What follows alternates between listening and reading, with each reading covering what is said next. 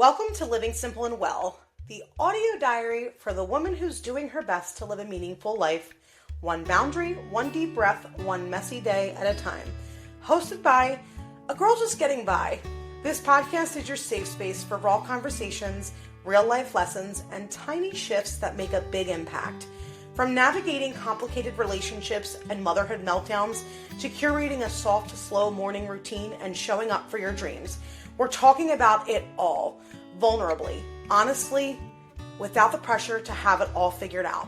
Here, it's not about hustle culture or perfection. It's about coming home to yourself, simplifying the noise, and choosing to live well on your own terms. So pour your coffee, take a walk, or hide in your closet for some peace and quiet. You're safe here. Hi friends, welcome back to Living Simple and Well. I am so glad you're here with me today. I honestly have been loving these conversations. It's like we're just catching up over coffee. We are back in full swing over here this week. Week 1 under our belts of activities and a full schedule, school events being added to the calendar left and right. My husband started a new certification program through work, so he's out of the house an extra day each week. So mama has been busy, blessed, but busy. And our time is precious, and it's led me to wanting to talk about something important today that I still honestly work through, but also see so many women, mothers especially, struggling with. We're talking about something I think all of us wrestle with at some point, and that is saying no. I'm going to be really honest here. I used to be the queen of yes. Yes to every play date, every project, every opportunity, even when I knew deep down in my core that it was not aligned. And you know what happened? I ended up feeling overwhelmed, resentful, and honestly, so disconnected from myself. But then I can remember a time when I finally said no to something because it didn't fit in the season of life I was in. I will not lie to you. At first, I felt so uncomfortable. But almost immediately after saying no, I felt this wave of peace. It was kind of like I had handed myself back my own time and energy. That's what we're going to lean into today. How saying no can actually be one of the most powerful ways to protect your energy, to create space for yourself, and to allow your true yes to flourish. So let's get into it today. So why is it so hard to say no, especially for women and even more especially for mothers? There's this cultural narrative that says, be agreeable, be helpful, be the one who always shows up. Somewhere along the way, yes became like this badge of honor, right? And no became selfish. But what happens when we carry the weight of all of those yeses? We burn out. We say yes to carpooling when our schedule is already packed. We say yes to volunteering when we're craving rest. We say yes to clients, collaboration, or friendships that are actually draining us. And then we wonder why. Why are we so tired? Why do we feel resentful? Why are we feeling so out of alignment? I want to share a personal story with you. I once said yes to a partnership that looked amazing on the outside. But the truth, it wasn't aligned with my values. I pushed through anyway because I didn't want to disappoint anyone. By the end, I was completely depleted. And that was the moment I realized every yes comes at a cost. It can be absolutely draining to say yes when in your heart of hearts, when your intuition, your gut is telling you that no is the right answer in that scenario. I want to give you a little reflection prompt. What do you currently feel obligated to say yes to that doesn't align with your values?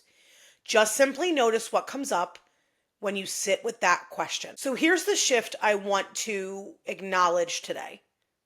Saying no isn't about rejection. It's about protection. It's protecting your time, your peace, your priorities, and your energy. Saying no is actually a full sentence. I'm going to repeat that to you.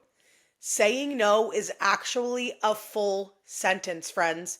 You don't need to over explain or justify it. You can still deliver it with kindness and clarity, but you don't owe anybody an explanation if the answer is simply no. If you struggle with saying no, here's a few examples that I personally have used in the past. That doesn't fit in my season of life right now. Thank you so much for thinking of me, but I just can't commit. And I so appreciate the invite, but I am focusing on rest this week. See how simple that is? You're not burning a bridge. You're just choosing alignment. When you start to show up for yourself, it will be initially uncomfortable. There will be doubts that you've made the right choice. There could be disappointment from those around you that you're saying no to. But it's not a matter of how they feel. It's a matter of you putting into perspective what saying yes to that will do. How will it change the trajectory of your days? How will it affect your inner peace? You need to put yourself first. I want to give you a practical tool. Try drafting 2 or 3 no scripts. You keep them in your back pocket. Maybe it's for when a friend asks you to join another committee or when opportunities pop up that don't fit into your bandwidth. Write them down. Practice them. Let them become second nature to you. Approaching the ability to say no with a level of confidence is going to help you not feel guilty. It's going to help crush any doubts that you have that you're making the right choice in saying no at that time. And it's ultimately going to leave you feeling justified in saying no. And here's the beauty of saying no. Every no actually creates space for a deeper yes. When I finally started practicing this, I noticed my calendar wasn't just literally lighter. My heart was lighter. I had more room for creativity, for family dinners, for intentional rest. I wasn't rushing from thing to thing. I could just actually be present. And in business, this has been huge. Saying no to misaligned projects, choosing to pivot and shift in the way that I approached my career as a whole, it gave me the bandwidth to say yes to opportunities that truly matched my values and allowed me to step further, deeper into my vision for how I saw spending my time inside of my business day to day. In motherhood, saying no to things that drained me gave me the margin to be more playful and more present with my daughter. One of my favorite questions to ask is, if I say no to this, what will it make room for? So here's another reflection prompt for you. If you said no to something that drains you this week, what yes would that make room for? Friends, it is not an easy thing to do. I want you to understand that saying no is going to require practice. It is going to require you to have a deep conviction of why you're saying no. But that's a personal conviction. I want to make it clear. You don't owe anybody an explanation. If it is not right for you, please say no. Because let's be real. Saying no is one thing, but dealing with the guilt that follows, that genuinely is the hard part. We worry that we're going to upset people. We worry that we're letting someone down. We second guess ourselves. I like to call this a guilt spiral. But here's the truth. Boundaries don't break relationships. They actually protect them. When you say yes out of guilt, you're not showing up authentically. But when you honor your no, you're creating space for more honest, sustainable connections. I recorded an episode about setting boundaries and knowing when to let go. It's a good listen if you haven't done so yet. Spend the 15 minutes absorbing that knowledge as well, because this episode about saying no really goes hand in hand there. You're going to find your true friendships, your true connections, and the people that value and respect you and your decision making throughout the process of choosing yourself and saying no and setting those boundaries, because saying no is a boundary that you're creating. When this guilt creeps in, I ground myself, and I've got a few practices for you. Journaling. I am admittedly a journal snob. I will write down, what am I protecting by saying no. Again, because I'm justifying it to myself, not anybody else.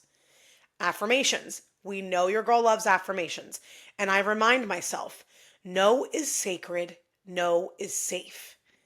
Because ultimately we are creating an environment, and we are building days that feel further in alignment with who we are by setting these boundaries and saying no.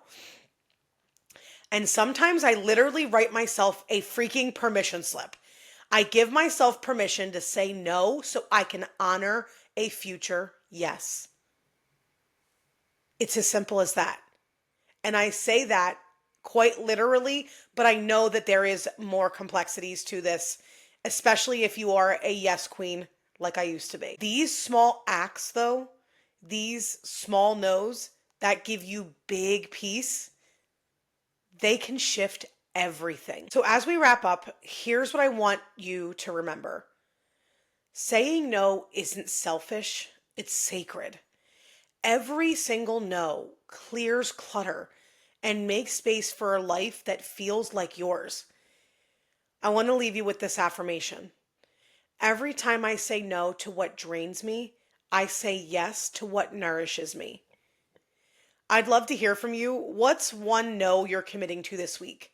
Please come share it with me over on Instagram at Living Simple and Well. The community that I'm building there and those of you who I've gotten the pleasure of connecting with has really just brightened my days. Thank you so much for tuning in to this episode of Living Simple and Well. Protect your yes, protect your peace, and keep living simple and well. See you next week, friends.